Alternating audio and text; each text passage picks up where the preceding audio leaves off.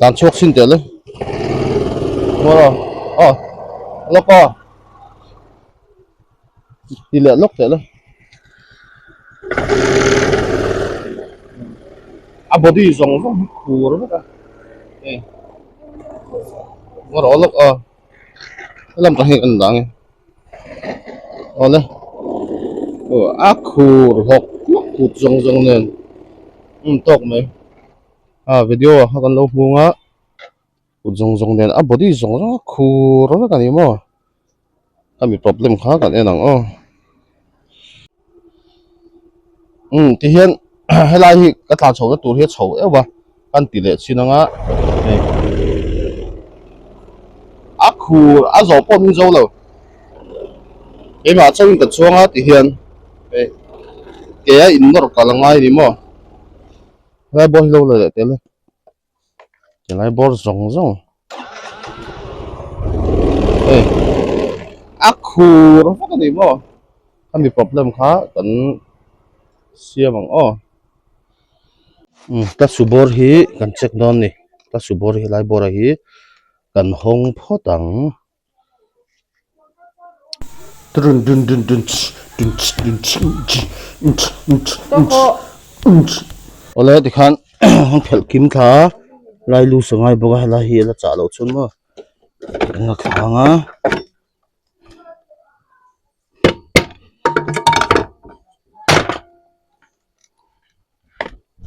heu ava save zu khoi ringa da kang mai dong nom le la su hi sal tuk he hi ma chu to ni khu khu chu la hu kan hu em ai la hi chut ber nam to he thon thei tur angai photang ka do chun la sa do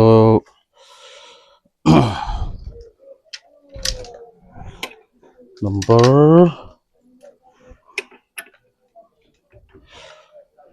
tuan bi scooty hi aming kan hria du tang fasino 110cc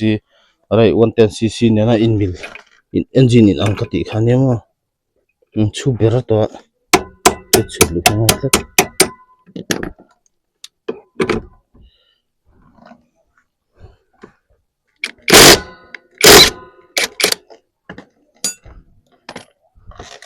i hini ka soi thin chumo nat hi hei a cha si lowa asalut tuknat po ya satlai chun tai alus lam kho eng po ni se tlemin ala lum ve do he ti vel ang hemile thok ang vela cha ta hi ni ta se arin tlak le zu alanga katia dan a chun mo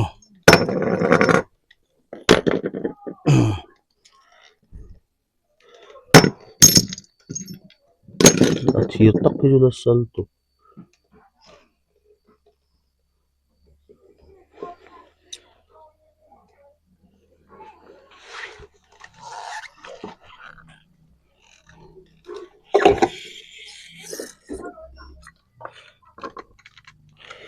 katsu hi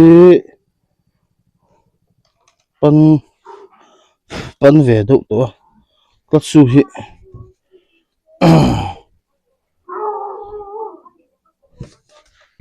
luk doin kan check anga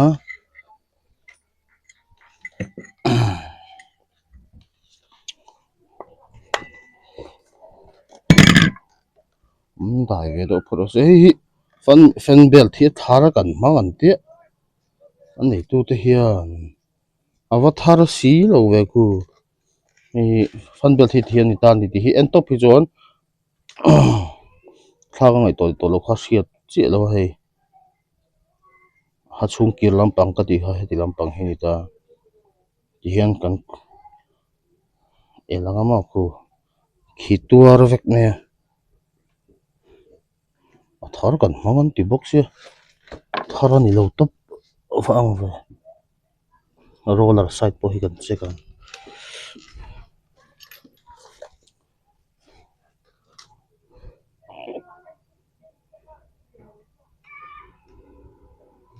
khur than lova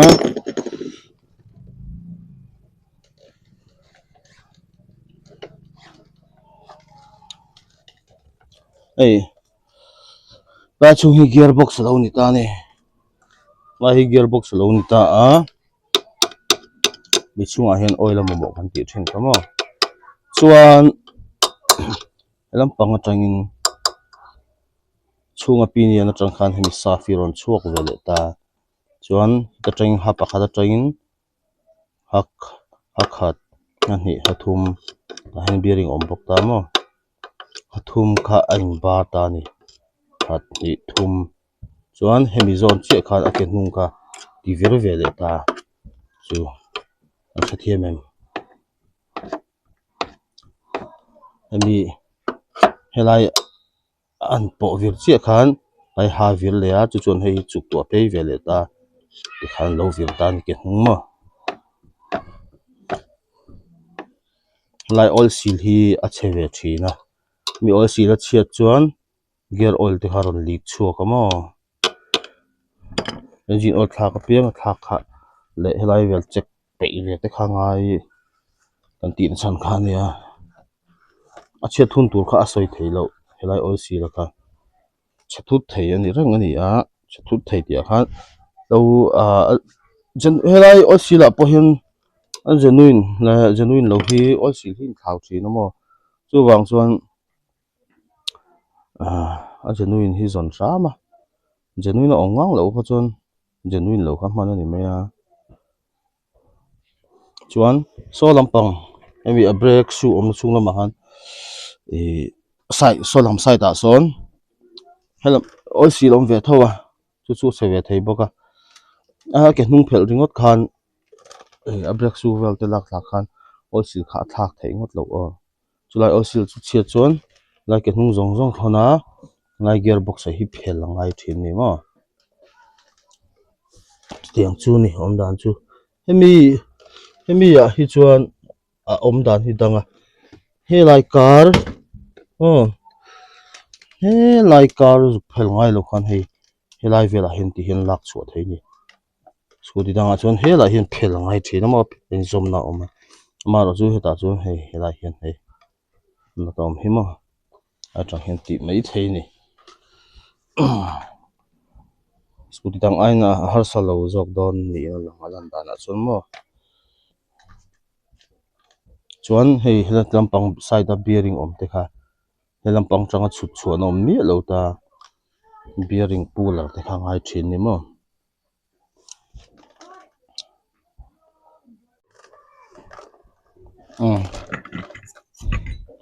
katsu hi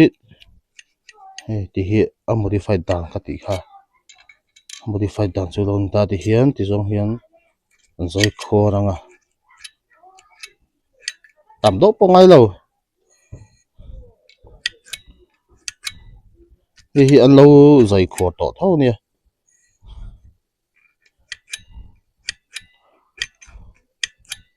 ti chung chuan ala khur na sa em me ya lai vel kha amam pul me ni a bel pluk me chuan ti hian ti zong hian kan not thap le dawa du ai chu la pan to a hei katsu hi ma a pan dan hi sorry a pan dan le cha zong hi ain ang to lo hela hi la cha dawa la hi pan le do helam a hian chuan roller lam side hi kan check ve ha lo ang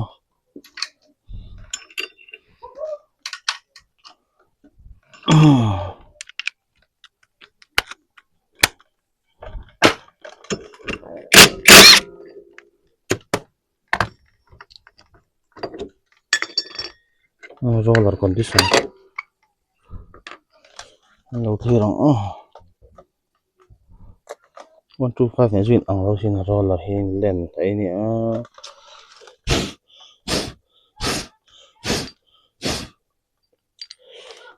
amal te hian kan check anga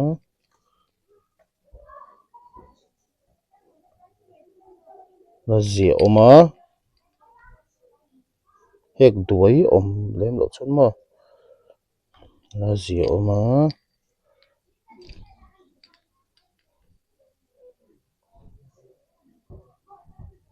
là gì mà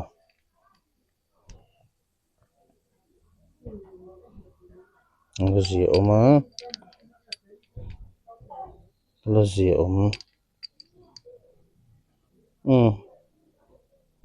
hi a che deuh bera mar o chu ala ngai dam thei fu hek doi kha chu lo mar o chu a hek ve deuh to tani lampo ala tha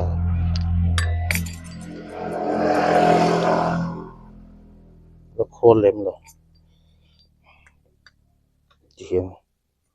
hian luk deuh khan kan chin de ngamo ai plastic ka kha an om nge nga ya lam chu kan vuah le bodang vuanga chuan to ta hi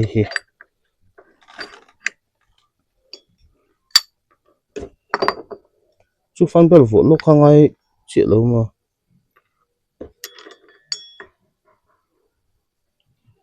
chuan wasara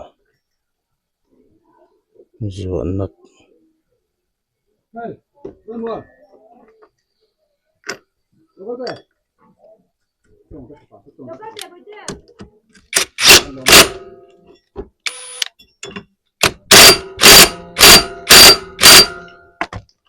ro lam lam ne ka lo check mo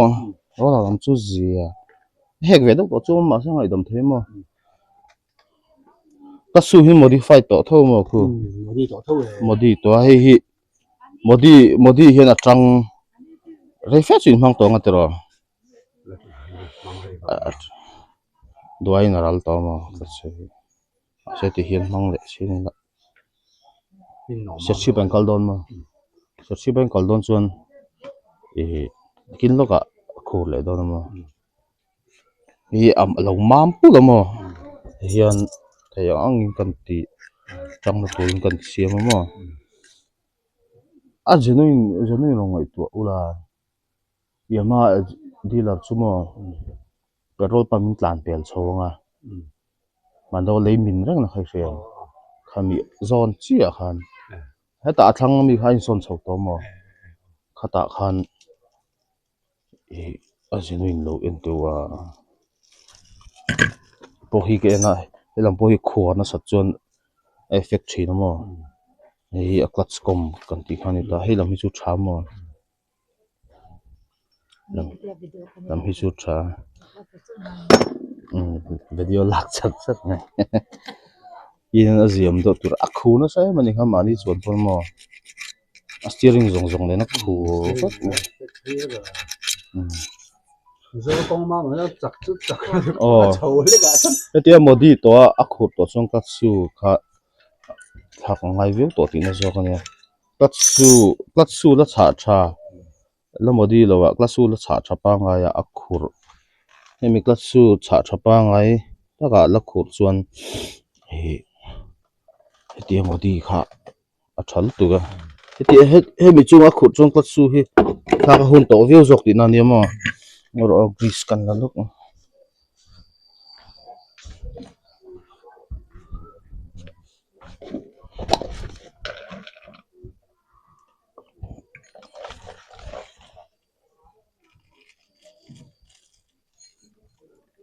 hemi chunga hem bearing om ve mo ku heng lai vel khoi fit le pa hi chun grease ta nge hi thave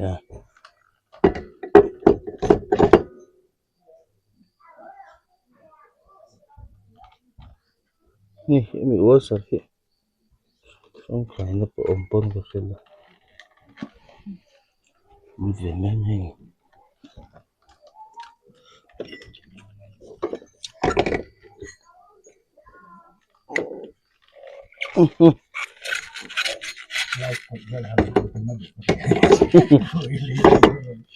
Dạ,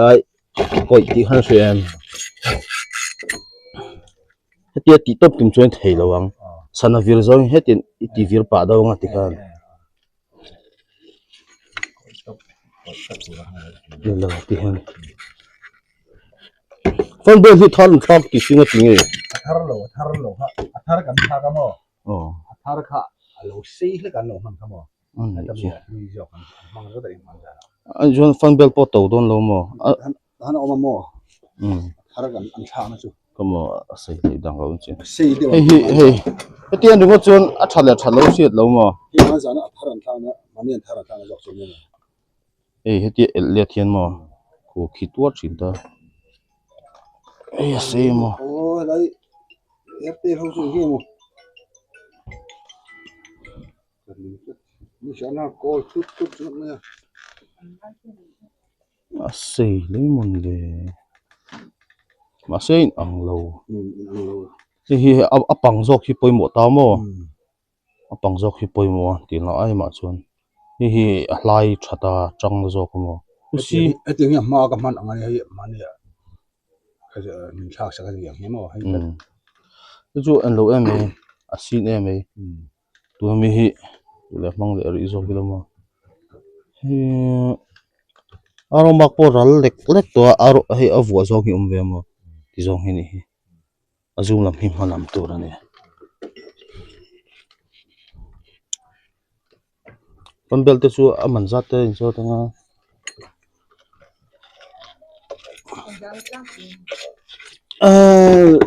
fanbel mo zan thung vel mon don le ni thung vel ni fanbel bi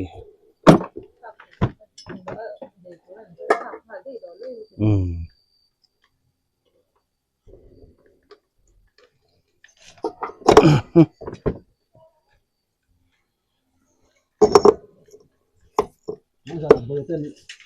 mình cái bây giờ rồi còn thêm thử là phần điểm cho hành khác đó sẽ chỉ cần gì đây mà con mình cái là dân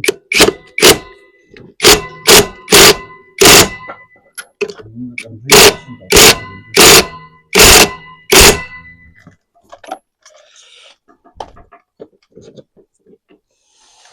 vợ bùm mai test lắm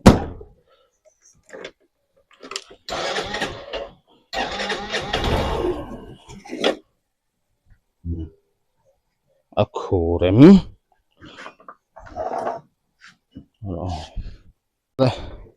kan ti khan lo ken lok me a steering bor ve hi ala khurem ti kha en lokang a siat bero mo a khur lok ve tlat su khur na sa son ti kha chon en ma khurom to ri lo wa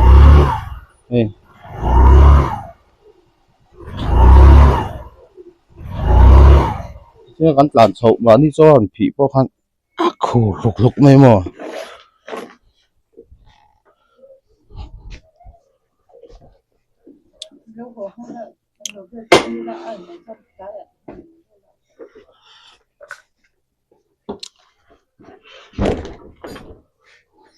nó là clutch su có hơi lại pop hình này khao chú ăn lâu sao mày ăn mà đi mà cắt su thì xin nó tiếng SCOOTY cắt su hiện tiền phân biệt chú lấy phê là bằng phân biệt chú lấy đủ lâu mày u lắm mà cái sao khổ ra rẻ vậy cả mà rồi chú cắt su thì ban đầu đó khổ để hắn lâu mấy thì xiết lâu sẽ chìm vào cái đó nó về engine pot sẽ chuan thil pakhat hei hemi washer hi awm lo na tur hmuna ta hin a awma hemi chhung lamah hian hemi hian a effect pa do ngin ka hria helai a luh tur thuk ang a luh thuk thei lo wa hi chuan tang rei viau tur angai la tian ser chi bang kal pui anga ange an chho don kan ai chhowa te hian